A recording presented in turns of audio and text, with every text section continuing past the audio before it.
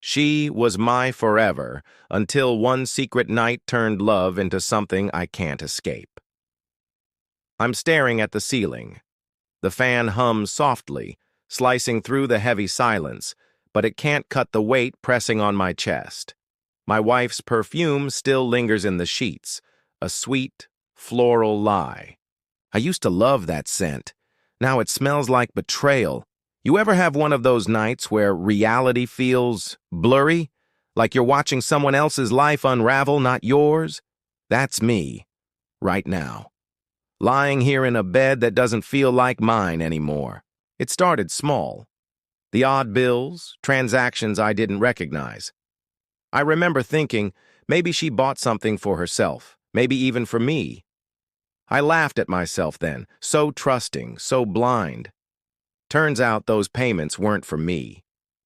They were for him, the guy I paid for, the guy who took her from me while I footed the bill. It sounds like a bad joke, doesn't it? But it's real. She said she was staying with her friend that night, her friend. I even told her, "Why don't you bring her here? She can stay in the guest room." And she smiled, kissed me on the cheek, and said, "I don't want to intrude on your family time." God, what a lie. My hand clenches the bedsheet as I think about it. Every moment plays on a loop. Her laughter on the phone, the way she started guarding her messages, the nights she dressed up but said it was for a girl's night out. And me? I believed her. Because that's what love does. It makes you blind. Or maybe just stupid. I close my eyes, and for a second, I see her the way I used to. The first time we met.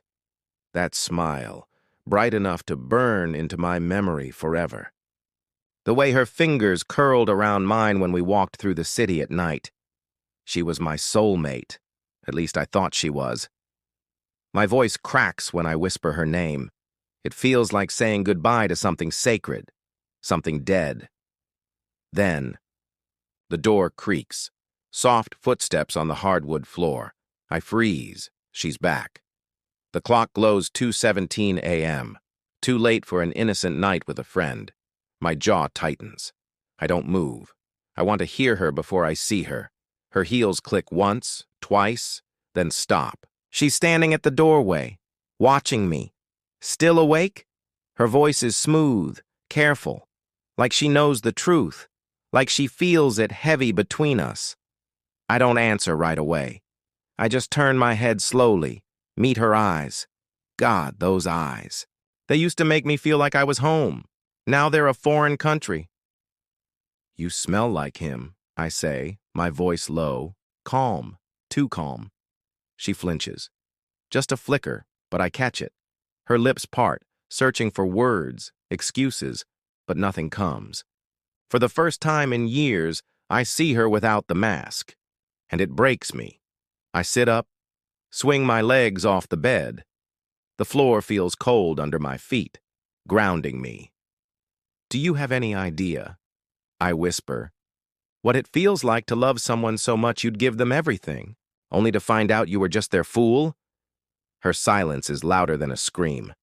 I take a step closer, and another. Her perfume hits me again. Sweet, poisonous. I want to hate her. God, I want to. But there's this part of me, this broken, pathetic part, that still aches for her touch. I stop just inches away. Her breath hitches. She looks at me like she's waiting for something, an explosion, a goodbye, maybe even forgiveness.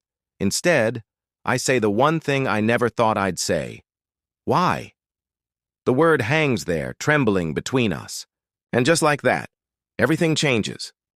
Her eyes drop when I ask the question. That single word, why, hangs between us like a blade, sharp enough to cut through the air.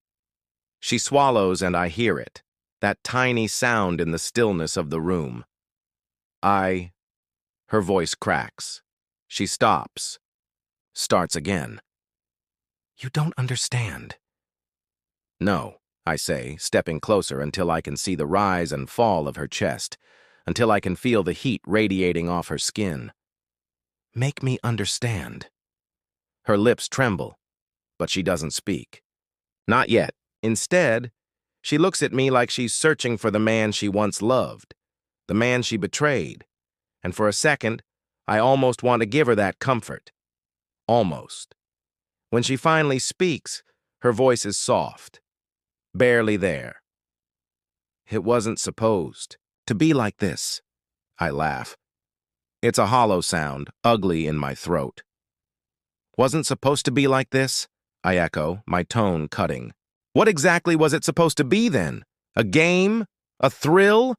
While I sat here like an idiot, paying for everything? Her eyes flash with something. Anger, shame, I don't know. But she steps forward, closing the space between us until we're breathing the same air. You think I planned this? Her voice rises, then drops again, quieter, almost pleading. I didn't.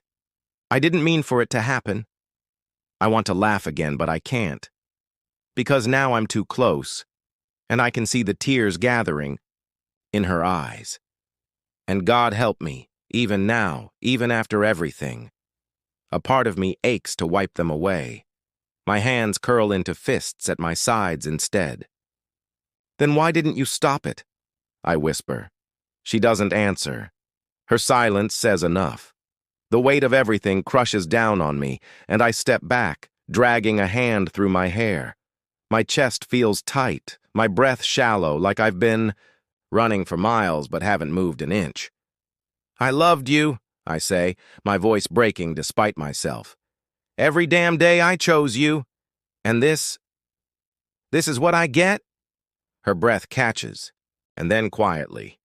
So quietly I almost don't hear it. She says, I still love you. My head snaps up, and for the first time tonight I can't breathe.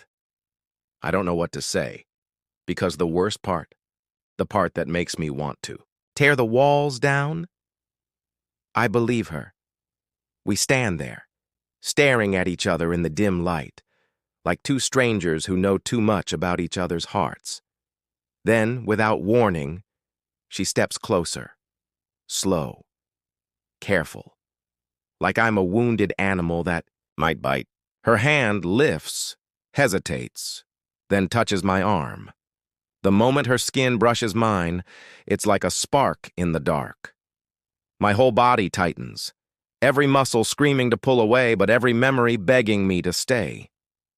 Don't, I whisper, but my voice lacks conviction. She moves anyway. Her fingers slide down my arm, linger at my wrist, warm and trembling. I never stopped loving you, she says, her voice breaking now. And that's when I feel it, the crack in my anger, the part of me that's been starving for this touch, this closeness, even as I hate myself for wanting it. I should push her away, I should. But instead, I close the last inch between us. Our foreheads touch. My breath mingles with hers, shallow and shaky. And for one insane, impossible moment, it feels like the world stops spinning, like it's just us again, like none of this ever happened. Her lips part, barely an inch from mine. And I swear, I almost closed that distance. Almost. But then, her phone buzzes. The sound shatters the moment like glass hitting concrete. We both freeze. She jerks back, fumbling for her purse. I don't move. I just stand there, my heart pounding like it's trying to break free from my chest. She glances at the screen, and in that split second, I see it. His name. My stomach twists. The air between us turns toxic. Answer it, I say, my voice low, deadly calm. She stares at me, wide-eyed, like a deer caught in headlights. Go on, I whisper. Pick up. She doesn't. She just silences the phone, sets it face down, on the dresser, and now, I'm the one stepping forward, until she's backed against the wall, breath coming fast, eyes shiny with something I can't name. Tell me, right now, I murmur, my voice like gravel. If you want him, or me? She opens her mouth, closes it, and then, God, the way she looks at me, like she's drowning and I'm the air she needs. But before she can answer, the phone buzzes again. And that's where I leave her, standing there, trapped between the wall and the truth while I walk away, every step heavier than the last. I don't sleep that night. I sit in the dark, the glow of the city slipping through the blinds, painting faint lines across the floor. Her silhouette is burned into my mind. The way she looked when I left her standing there, phone buzzing like a siren between us. I tell myself to leave, to pack a bag, walk out, and never look back. But when the first light of morning crawls across the sky, I'm still here. Because love is a cruel thing. It chains you even when you're bleeding from the cuts. I hear her before I see her, the soft pad of bare feet against the hardwood, the sound of a breath she doesn't know she's holding. Then her voice, small, hesitant. Can we talk? I don't turn around. I keep my eyes on the skyline outside the window, watching the world wake up while mine keeps falling apart. What's left to say? She doesn't answer right away. Instead, I feel her move closer, slow, careful, like last night. When she speaks again, her voice is raw, stripped of everything but truth. I didn't plan this, she says. I didn't wake up one day and decide to hurt you. I was lonely. That word hits me like a fist. I spin around. Anger, flaring hot and sharp. Lonely? Lonely? You had me. Her eyes glisten, but she doesn't look away. I had your body, she whispers. But not you, not all of you. I freeze. And damn it, the worst part is, a part of me knows she's not lying. There were nights I worked late, days I came home and buried myself in bills, deadlines, obligations, always telling myself it was for us, for the life we wanted. I thought that was love, showing up by providing, by fixing things, by being the solid ground beneath her feet. Maybe I forgot she needed more than that. Maybe I forgot she needed me. My throat tightens, and, for the first time since this hell started, I feel something other than rage. I feel guilt, heavy and sharp. You could have told me, I whisper.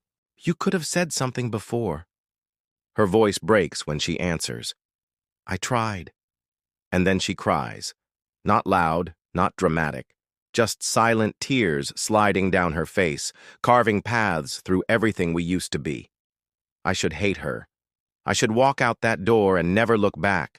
But instead, I take a step closer, then another, and before I know it, I'm standing right in front of her. Her head is down, her shoulders trembling. My hand lifts, hesitates, then brushes away a tear before I can stop myself. The moment my fingers touch, her skin, something inside me cracks wide open.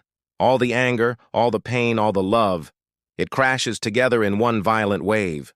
Her breath catches, and then slowly she looks up at me. What I see in her eyes is not what I expect. It's not defiance. It's not even shame. It's something worse. It's love. Twisted and broken, maybe, but real. I never stopped loving you, she whispers, the same words from last night, but softer now. And God help me. I believe her. I don't think. I don't breathe. I just move. 1 second we're standing apart, and the next, my lips crash against hers. It's not gentle. It's not sweet. It's raw, hungry, desperate. Every ounce of anger and love and pain burning through that kiss. She gasps against my mouth, then melts into me like she's been waiting for this moment as much as I have. Her hands clutch my shirt like she's afraid I'll vanish. My arms lock around her waist, pulling her closer, closer, until there's no space left between us, until I can feel the frantic beat of her heart against mine. For a second, it feels like we could burn the whole world down and still not get enough of each other. And then, the sound slices through the moment. Her phone, buzzing again. We freeze. Her lips part, her breath trembling against mine. Neither of us moves. Neither of us speaks. Finally, I pull back just enough to look at her. My forehead rests against hers, my voice low, shaking with everything I'm trying not to feel. Answer it. She doesn't. She just closes her eyes like she wants to stay in this moment forever. But the phone keeps buzzing, relentless, like a reminder of every truth we've been trying to ignore. I can't, she whispers. And that's when I know, whatever this is, whatever we're doing, it's not over. Not by a long shot, but it's going to destroy us both. The phone stops buzzing. Silence fills the room, thick and heavy, like the air before a storm. Her forehead is still against mine, her breath warm, uneven. I can feel the tremor in her hands as they cling to my shirt, like she's holding on, for dear life. I pull back, just enough to look at her. Her eyes are closed, lashes damp with tears. Who is he to you? I ask, my voice low, calm, but the kind of calm that comes before something shatters. Her eyes flick open, wide, searching. It doesn't matter, she whispers. It matters to me. My voice rises, sharp now. Everything matters to me, because I'm standing here trying to understand why the woman I would have bled for. My chest heaves as the words choke me. The woman I did bleed for chose someone else. She flinches. Not because of my anger, but because she knows it's the truth. I didn't choose him, she says, voice trembling. I chose escape. I stare at her, stunned. Escape from what? From me? Her lips part, but no sound comes out. And that silence? That's worse than any answer. Something in me snaps. I pace the room, fists clenching, jaw tight. My voice rips through the quiet like a blade. You could have talked to me? You could have screamed at me, thrown something, told me you were drowning. Instead, you crawled into his arms and let me believe we were fine. Tears streak her cheeks, but I don't stop. Do you have any idea what that does to a man? To look at the person he loves most in this world and wonder if any of it was real? She steps forward, her voice cracking. It was real. Every moment, every smile, every touch, you were real to me. You still are. Don't. My voice breaks, raw and jagged. Don't say that if you don't mean it. She moves closer anyway. I mean it. Her hands reach for me, trembling. I should push her away. God knows I should. But the second, her fingers graze my chest, something inside me erupts. I grab her wrist, not hard, but firm enough that she can feel the storm in me. Then why? I rasp, voice shaking. Why him? Why not fight for me? Her eyes glisten, wide and aching. Because I didn't think you'd notice, she whispers. Because somewhere along the way I felt like I lost you. And it scared me so much. I ran into the first arms that felt like they saw me. Those words tear through me. Not because they're cruel, because they're true. I feel it then. The weight of my own mistakes pressing down on me. The nights I brushed her off, too tired to listen. The times I thought paying bills was the same thing as giving her love. I thought I was doing enough. I thought she knew. And suddenly, I can't breathe. She sees it in my face. The crack, the breaking. Her hands cup my jaw, gentle but desperate. I'm sorry, she chokes out. I'm so damn sorry I don't want him. I don't love him. I love you. I never stopped. Please, please believe that.